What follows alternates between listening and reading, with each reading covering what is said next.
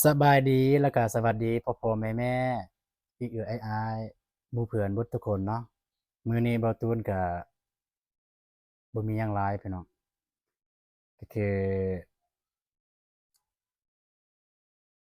บ่ได้ไปกับทีมงานพี่น้อง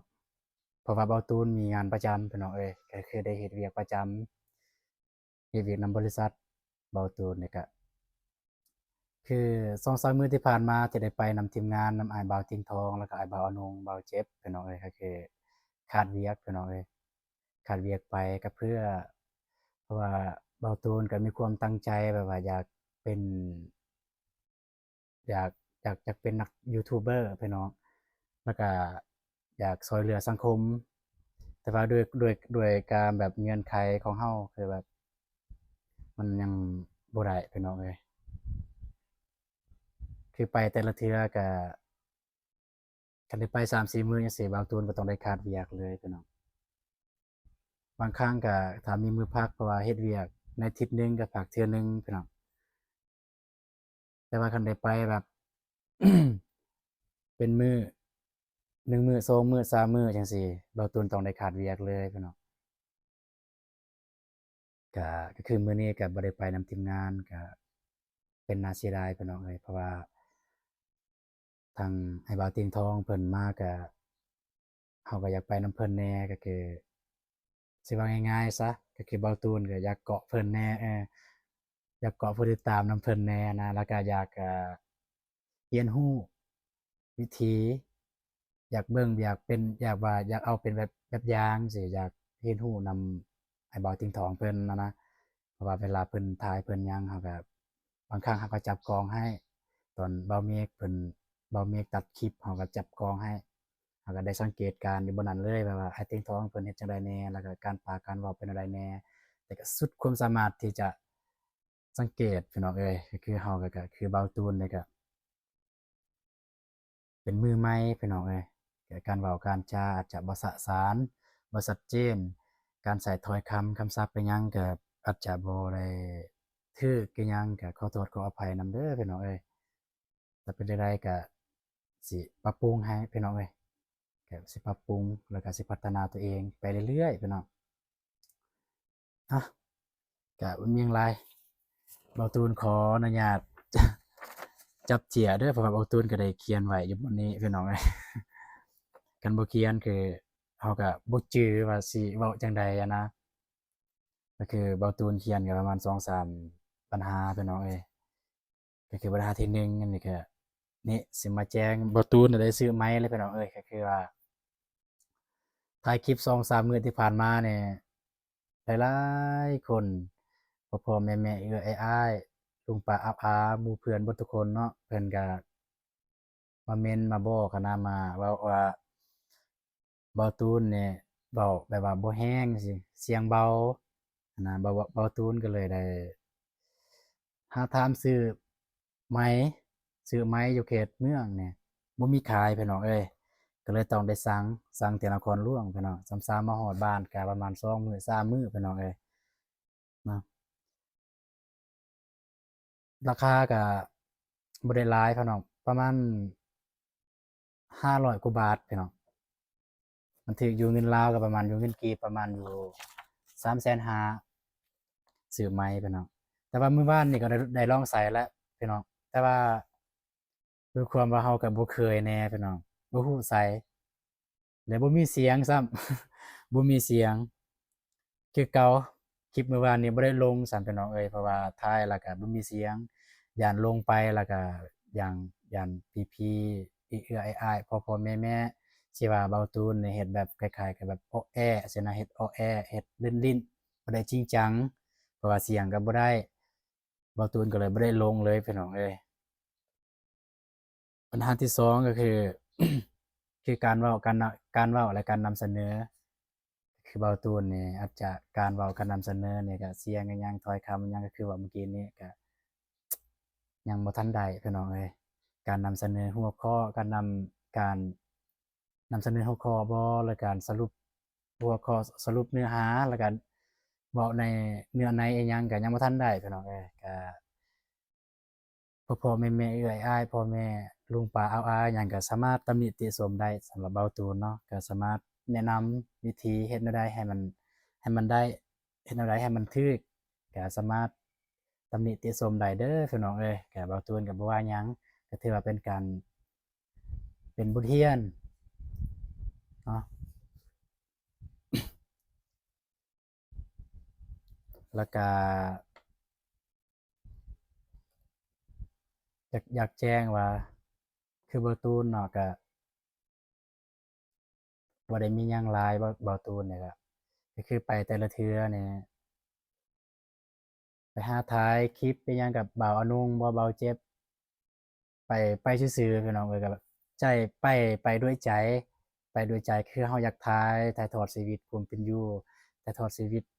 อ่าชนบทบ้านนอกจังซี่เฮาก็มีความตั้งใจอยากถ่ายพี่น้องเอ้ยแต่ว่าคือว่าแล้วเฮาก็บ่มีเงื่อนไขพี่น้องแต่ก็บางครั้งก็ได้ซอยพี่น้องก็บ่ได้หลายก็10-20,000ก็แล้วก็ได้ซื้อเกลือเป็นนัวจังซี่ กับบริไลายพอดีแบบรู้สึกว่าดีใจแล้วก็จนบ่ฮู้สิเว้าหยังเลยอ้ายเตียงทองเพิ่นมาสมทบกับพวกน้องอยู่นี้กับเบาตูนแล้วก็เบาเจ็บเบาอนงเพิ่นมาสมทบเพิ่นมาแต่วันที่22เพิ่นมาแต่พุ่นแต่วันที่22ตอนแรกเพิ่นว่าสิมาอยู่นี่ประมาณ3มื้อพี่น้องเอ้ยแต่ว่าด้วยความว่าพวกน้องทางทีมงานนะทีมงานเบาอนงเบาเจ็บแล้วก็เบาตูนเอง แบบว่าเฮาอยู่ท้องถิ่นนี่เนาะเฮาก็ได้เลาะท้ายเลาะไปเลาะแถวเขตบ้านนอกเนาะเราก็ได้เห็นก็คือทางเฮือนน้องดื่มบ่จั่งซี้บ่าวน้อยบ่จั่งซี้น้องสาลีแล้วก็หลายๆอีกหลายๆเฮือนพี่น้องแต่ว่าก็คือเดี๋ยวนี้ก็คือส่วนหลาย FC ให้ความสนใจกันมันประมาณ3เขตนี้คือบ่าวน้อยแล้วก็น้องดื่มแล้วก็น้องสาลีความจริงเนี่ยพวกน้องได้ไปถ่ายก่อนหน้านั้นแต่ว่า ซองพวกน้องเนี่ยบ่ได้หลายบ่ได้ใหญ่หั้นนะซองพวกน้องก็คือของเบาตูนเองตอนนั้นก็คนติดตามประมาณอยู่100คนพี่น้องเอ้ยวัน100คนลงไปก็บ่ได้เบิ่งพี่น้องบ่ได้เบิ่งเองของบ่เจ็บก็มีแหน่คนเบิ่งของบ่าวของอ้ายบ่าวอานุ่มก็มีแหน่คนเบิ่งแต่ก็บ่ได้หลายพอดีอ้ายบ่าวเตียงทองเพิ่นมาเอาทีมงานก็เลยได้พาอ้ายบ่าวเตียงทองเพิ่นไปเลาะเขตนั้นเลาะท้าย ก็ถ่ายน้องสาลีบ่จั่งซี้ก็หลายๆคนที่อ้ายบ่าวเต็งทองถ่ายเนาะแต่ว่าตัวอัน FC ให้ความสนใจก็มีน้องสาลีแล้วก็บ่าวน้อยอ้ายบ่าวน้อยอะนะแล้วก็น้องเดิมผู้อยู่คนเดียวบ่มีพ่อแม่เนาะเนาะเมื่อกี้นี่ก็แขกเพิ่นโทรมาพี่น้องบ่าวตูนก็เลยได้รับสายแขกเพิ่นมาจองห้องเพราะว่าบ่าวตูนเองก็เฮ็ดเวียกเกี่ยวกับโรงแรมพี่น้องเอ้ยเป็นพนักงานต้อนรับอยู่โรงแรมอยู่เมืองทับแตงแขวงสีกองเฮานี่แหละพี่น้อง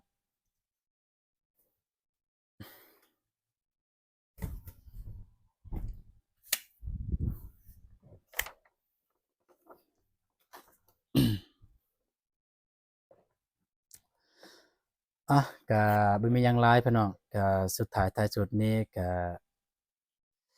ขอส่งแรงใจพี่น้องขอส่งแรงใจให้พี่น้องทางฝั่งไทยพี่น้องเอ้ยก็คือเบาตูนเองก็เห็นข่าวเมื่อวานนี้ก็คือกับการเฮ็ดกับการเกิดเหตุการณ์พี่น้องแผ่นดินไหวอยู่ประเทศไทยพี่น้องอยู่ทางฝั่งไทยพุ่นแหละพี่น้องเอ้ยก็ขอส่งแรงใจเป็นหนึ่งแรงใจเพื่อเป็นกำลังใจโดยพี่น้องเบาตูนเองก็เว้าบ่เป็น แต่ว่าก็ความรู้สึกก็คือแบบมันหลายความรู้สึกอะนะแต่ว่าเว้าออกมาบ่เป็นจังซี่นะมันเป็นแบบ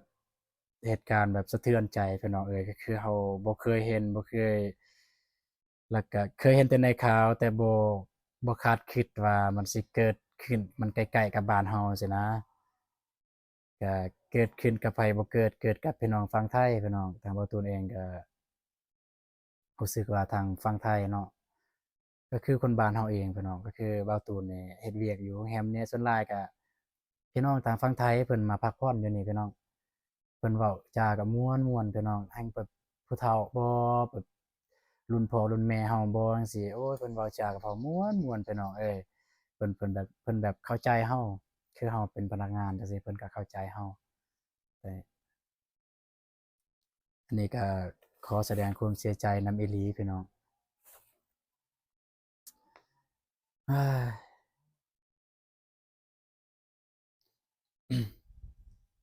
คือตอนชี้แจงเรื่องเบาตูนบ่ได้ไปนำทีมงานเมื่อกี้นี้บ่ได้ไปถ่ายคลิปนำทีมงานก็คือเบาตูนจะได้ไปดนๆเทื่อหนึ่งจะได้ไปเนาะมาเวียกสองมื้อก็ไปอีกมื้อหนึ่งหรือ2มื้อก็เบาตูนเองก็ย้านว่าคันขาดเวียกหลายทาง